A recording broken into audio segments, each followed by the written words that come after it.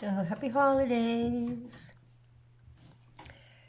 Here we are, moving into 2021.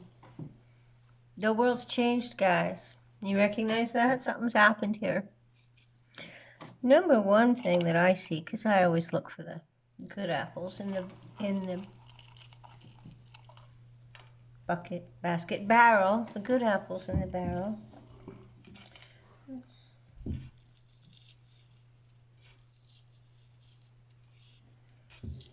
It's the first time in, known history of mankind, I suppose, that all around the world, all the cultures, all the skin colors, all the credos, all the religions, all the dogmas, every single person we shared, consciously shared. We became a we in relation to this COVID thing.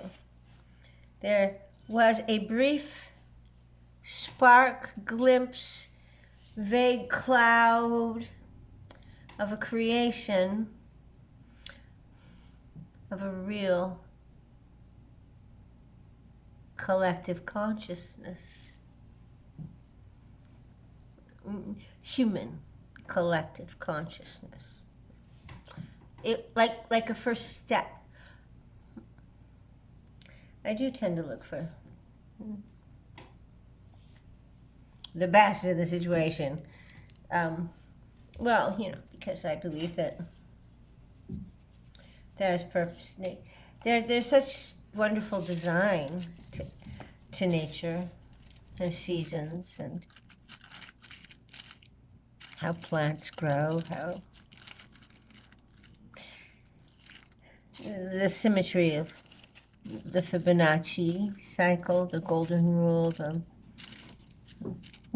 symmetry does not necessarily, I mean, there's dimensional symmetry too, right? It's like there's like a flat on a page, two dots and a line in the middle is kind of a symmetry, right?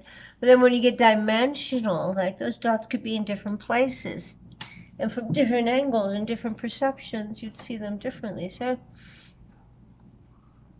I'm sure there's a lot of stuff our scientists haven't imagined yet, or should I say at least figured out.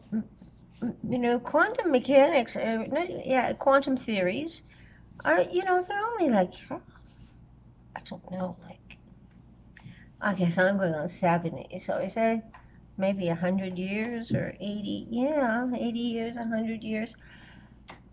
And then finally, like in the 90s, I think stuff started happening. This is like 30 years ago. It's like, we're about ready for a new leap, something that, not necessarily that unified theory of everything, but a new leap, a new perception, a new understanding of something that we as humans or scientists had not seen before.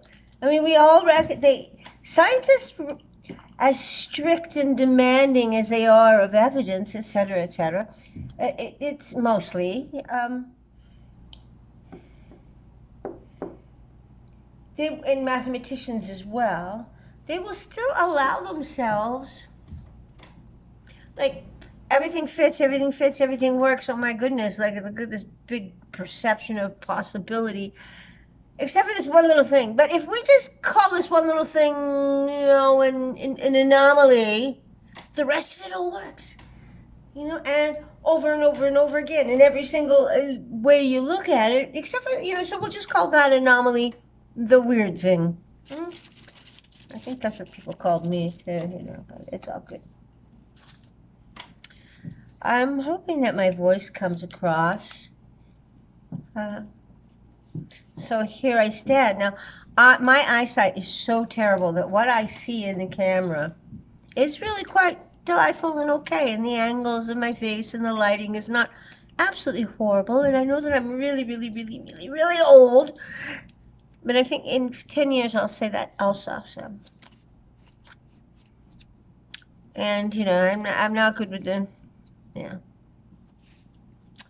Apparently, if I put this way instead of that way, it makes a difference with the light. around my face. Things for learning. Hmm? Yes, I'm rolling another joint. Well, I went to the pot store yesterday. I went with a friend of mine. It was sweet. We asked this, the salesman there, who's what I see most of the time. We sort of, joke with each other now. We kind of flirt with, like, hey, how you doing? Oh, you're looking good, kind of thing, or whatever. Anyways, so we smile big at each other. And this friend of mine, oh, what about this? What about that? Oh, you don't have that. Well, what about you have something? And the thing is, because these salespeople in the store, at least the two that were there that day, and sometimes there's new ones, right? And you got to give the fledglings, some grace, see if they're going to learn it, right? But these two, I said, we're in luck. These two are like, they know their business. You can start asking questions, and they'll be able to answer them and help you find what you want. It's pretty awesome. And at any rate, the whole cannabis industry is going to blossom. I think medicine-wise or nutritionally wise, but again, that's something else that I think in the year 2021, maybe 2022, in the next 3-4 years, I think there's going to be a lot of new things. Maybe some of them aren't quite right, but like as we discover in mathematics, we discover in like physics and in chemistry, and to be honest with you, even since they created the what is it? It's the elemental table. Is what it's called. So they've added a few. Mind you, some of the few they've added have been man-made or man-created, or yeah, we really are playing with danger, aren't we, as a race? In our struggle to comprehend, it's like these big. Yeah, okay. Let's not get on that subject because I'm going to get lost. Does anybody remember what I was saying? I remember something I was saying on my last video that may or may not get posted. And like usual, I started with something and then sort of I went on another little tangent and then came back to that subject and then went on another little tangent. Then came back on the subject but never really finished saying what I started to say in the first place. Yeah. And that was, can stand alone here, regardless of everything else that I had said, okay? And that was that that there is a coyote migration path just to the other side of my house. They have a summer home and they have a winter home, and in the spring they move in one direction. And coyotes only move in small families, at least here, the great coyote, the eastern coyote. So anyways, when my dogs were small, well, I only had one at the time, and his brother lived down the road. But when my dog was small, I didn't know that much about this migration that went on. And a migration went on, and there was a young pup that was moving. I guess it was in the fall, moving with the mom and dad up to the winter home, which is up north from here somewhere. And so for a couple of weeks, he'd show up here, and they'd play. Literally, we caught them. I even think we caught them on a camera somewhere, but it was before the cell phone camera and literally, they were playing tug-of-toy, those little coyotes. So, and then the following spring, he showed up and said, hey, and my dog got excited, and I recognized that's what was happening, and I let him out, and they sort of said, hey, but then we're now into like the second year, so the creature's starting to come into himself, and so is my dog. So it was like the end of it. And by the fall, when that pup left again with his mom, so I'm guessing they lived the first year or two with their moms or with the family, and he took off. One time I saw 6 of them. I think it was the family. There's 6 of them. There were like 4 adults and 2 little ones. They jumped over my fence and between my 2 fields, but I saw them jumping over the fence. So the little one, had gotten larger because he was like 2 years old now, and they all left.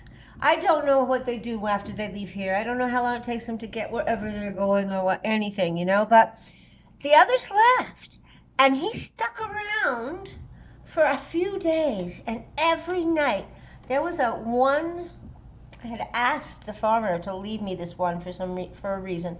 There was this one hay bale sitting in the top of the second field over in my property, and the coyote at night would get out there at night for like 2 or 3 hours a night and sit on top of that hay bale and howl to get for my dog to come out. But at this point I said, hey, no baby, you're not gonna go play. He wants to steal you and take you away. So we didn't let him out, but for it was I think it was like 3 nights. It was quite spectacular. And then he left, right? So whatever, then they came back and forth. And then a few years later, it was just last year, maybe it was last fall, when the family was moving that direction again. And this time it was just there may have been 5 of them. At any rate, there was one small one.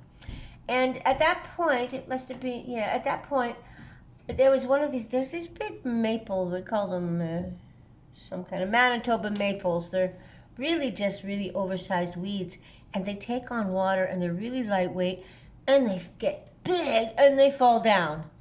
They're not a good tree for anything. I thought they were great for shade, but I mean, every year I have 2 or 3 of these massive trees down in my backyard.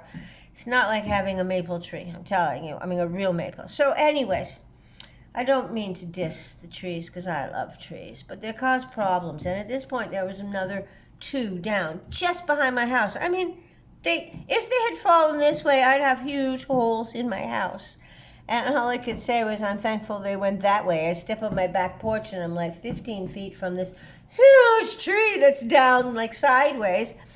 But the point being that it's between the backfield and so the coyotes were on their way out of here, and the baby stopped and came back.